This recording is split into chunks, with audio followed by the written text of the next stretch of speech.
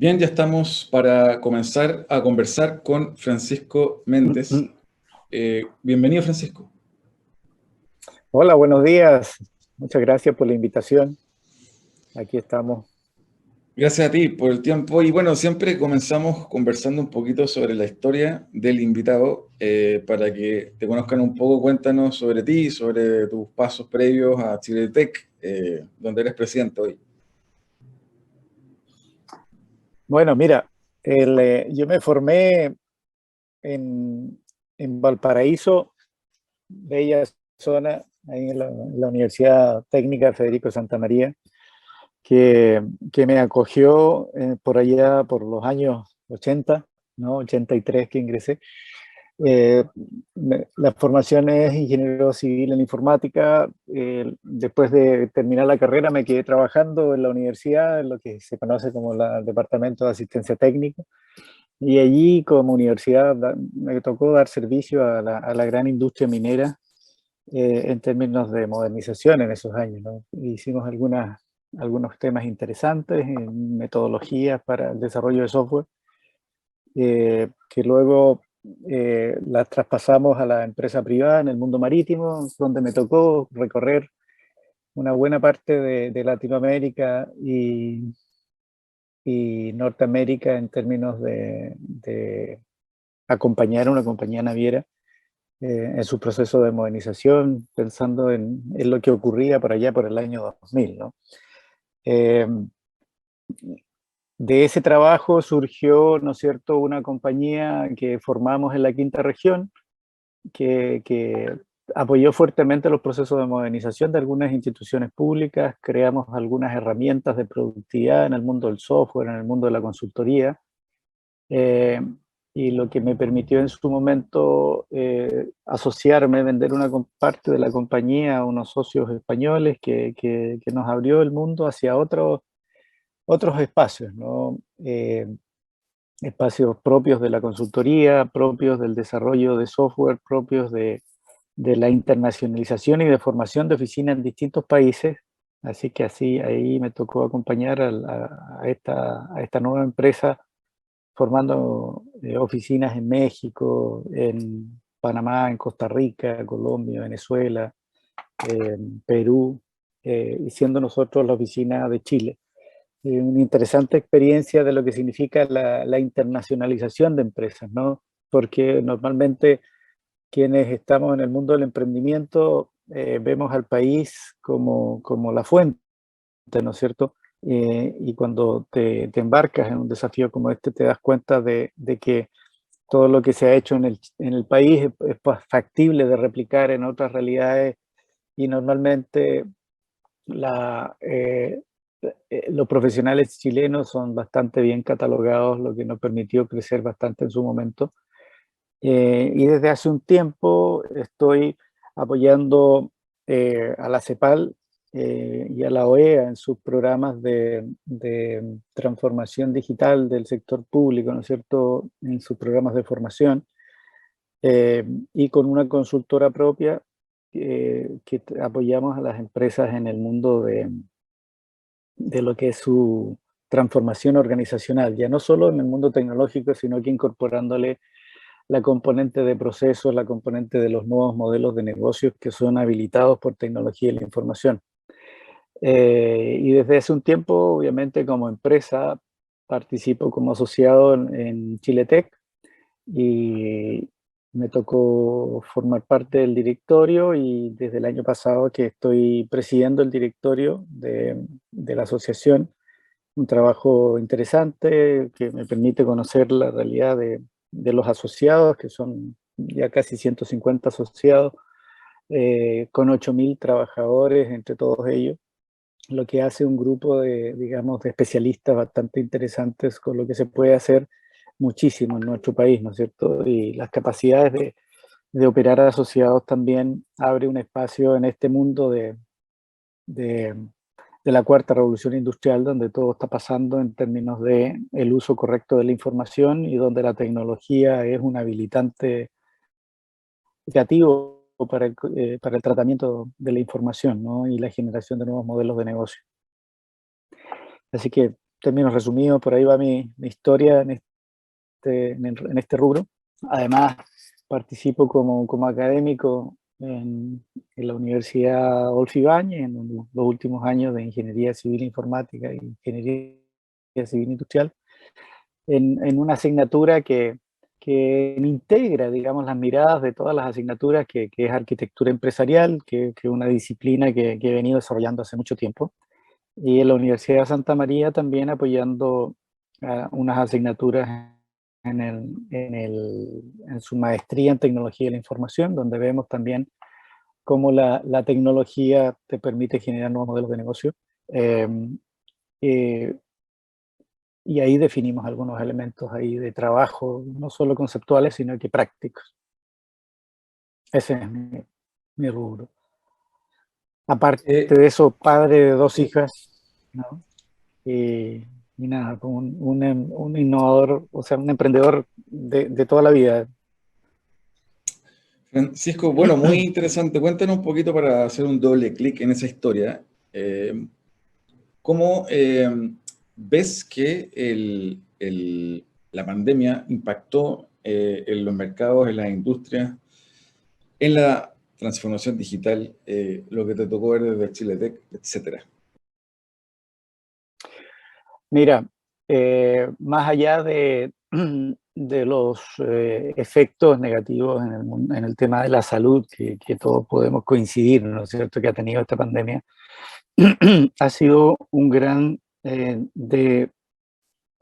impulso, un gran desafío para distintas industrias, no tanto las industrias de la salud, para que en un proceso acelerado se hayan tenido que dedicar a liberar vacunas que permitieran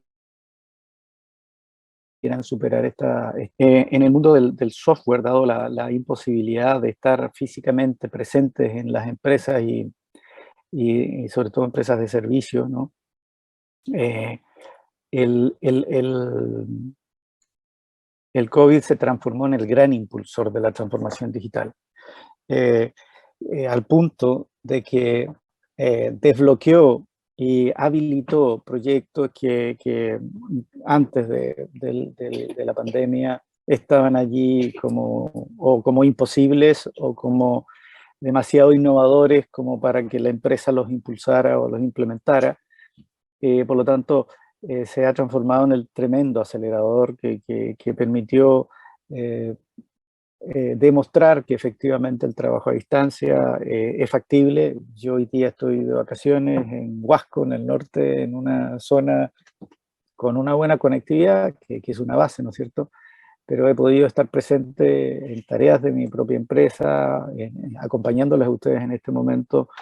Por lo tanto, hubo un quiebre ahí en el paradigma respecto de la presencialidad, que en algunos casos pienso que se vino para quedarse, y en otros forzó, ¿no es cierto?, a aquellos resistentes en el uso de la tecnología, porque muchas veces demostraban o declaraban incapacidad para usarla, de que sí es factible, ¿no? Y que hay una responsabilidad también de las empresas de tecnología en enfocarse en que las soluciones sean usables y fáciles de usar, y por lo tanto ha sido un gran desafío que no debiéramos de tener más allá de la pandemia, porque sin duda no significa el trabajo, o sea, aplicaciones como la comisaría virtual, que uno podría pensar, ¿no es cierto?, que es una aplicación simple, pero que es una muestra de lo que se podría efectivamente hacer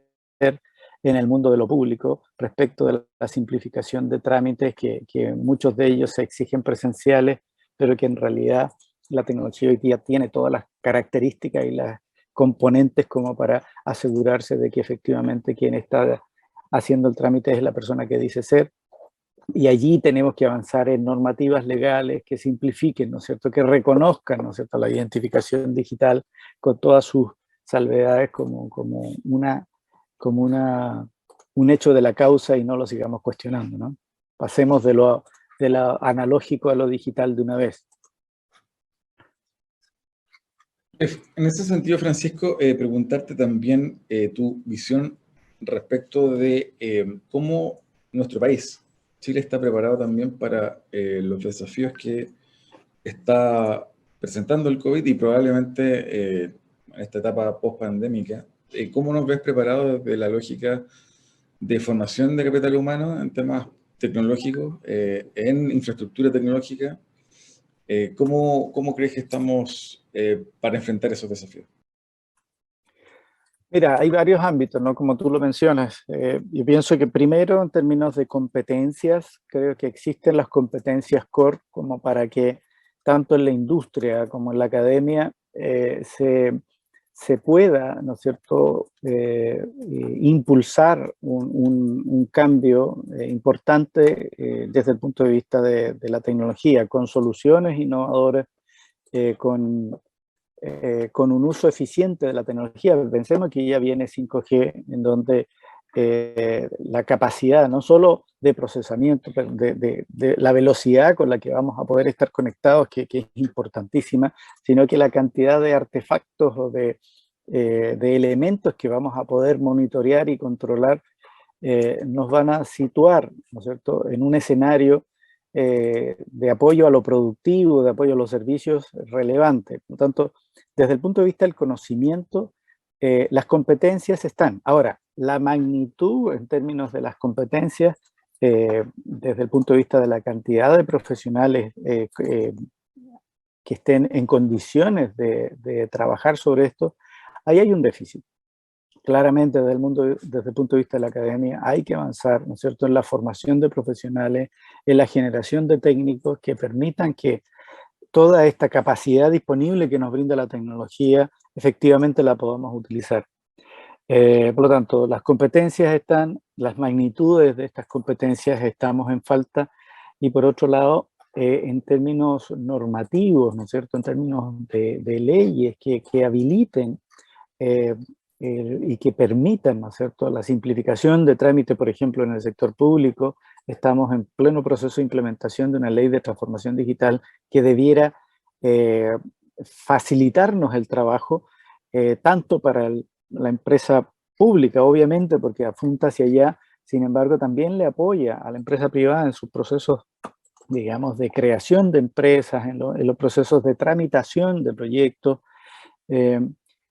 Ahí estamos todavía al debe, no porque no exista la ley, sino que porque todavía existe una resistencia, ¿no es cierto?, a el tratamiento digital de ciertos procesos que claramente hoy día es totalmente factible llevarlos a cabo. Entonces, allí, desde el punto de vista de la organización, de la empresa pública principalmente, y en algunos casos de la empresa privada, ¿no?, que no sienten o que no han percibido la amenaza que significa esta transformación digital, en donde los usuarios digitales ya tienen otras exigencias. O sea, lo vemos en empresas de servicios, ¿no es cierto?, en el mundo de las telecomunicaciones, en donde no es fácil, ¿no es cierto?, tener la calidad en la prestación del servicio.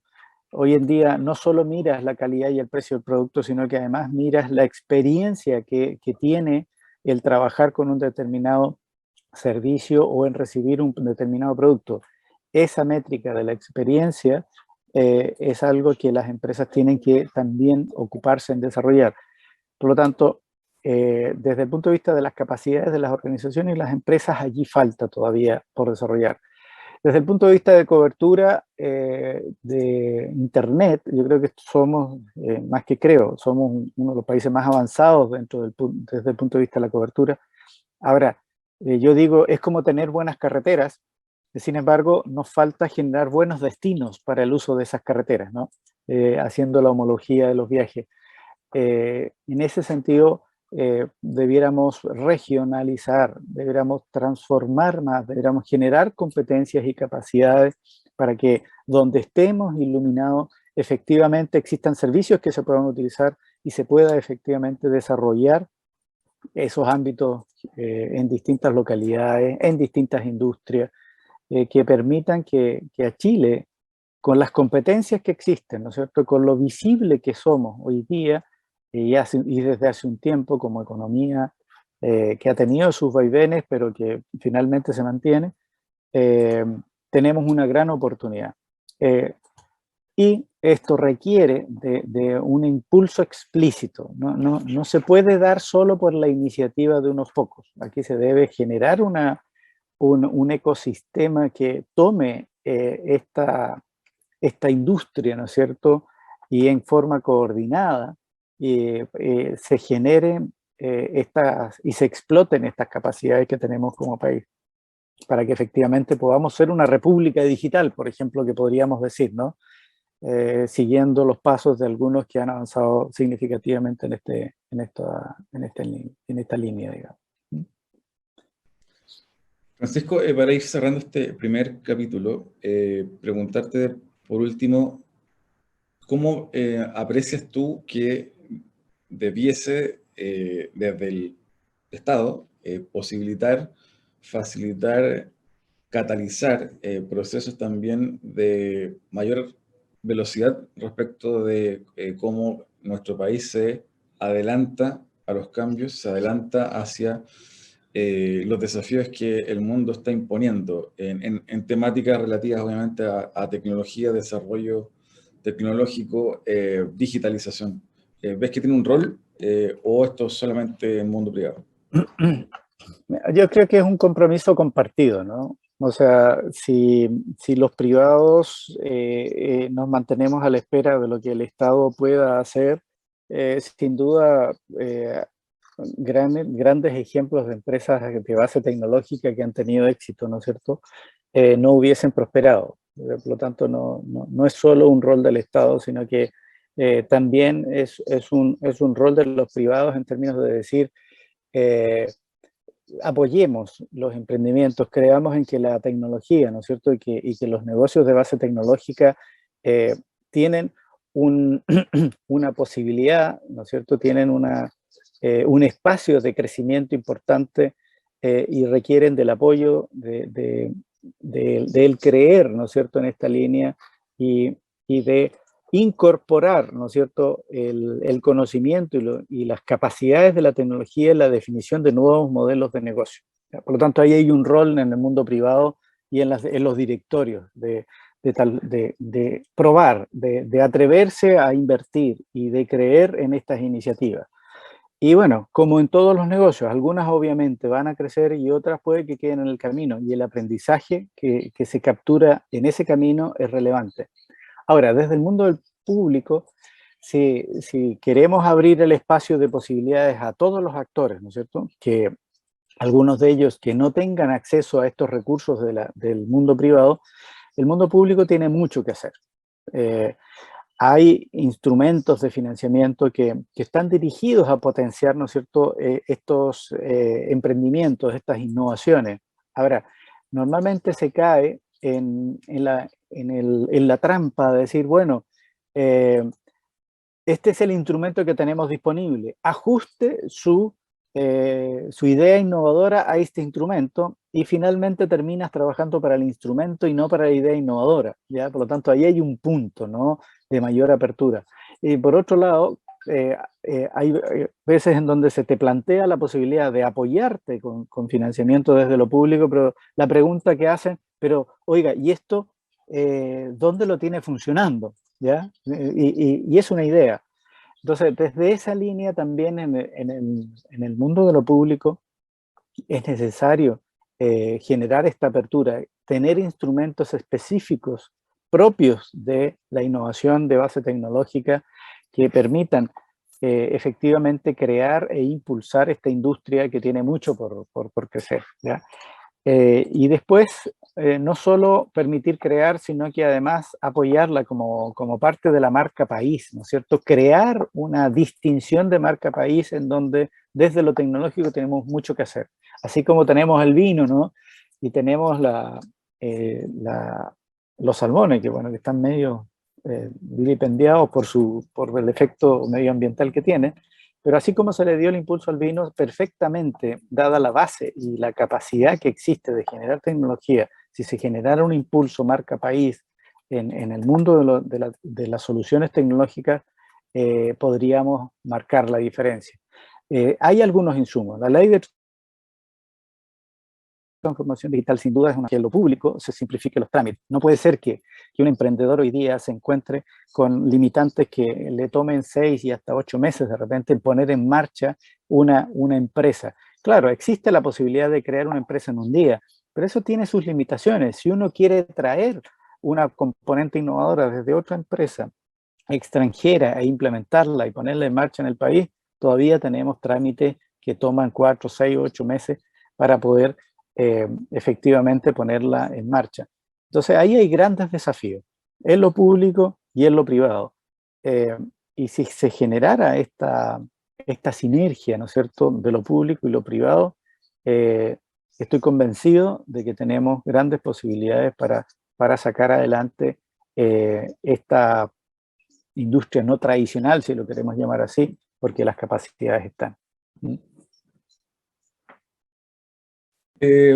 Francisco, te quiero invitar a una breve pausa musical para conversar en el siguiente bloque un poco de la historia y el enfoque de Chiletec, obviamente un poco de desafíos futuros y obviamente, como siempre le pedimos al invitado, nos proponga un libro a quienes nos escuchan. Así que te invito a una breve pausa y estamos para seguir conversando con Francisco Méndez. Okay. No te quedes fuera. Aprende sobre fenómenos naturales, sus riesgos y planificación territorial. Cada martes y viernes a las 11 de la mañana con Cristian Farías en divoxradio.com.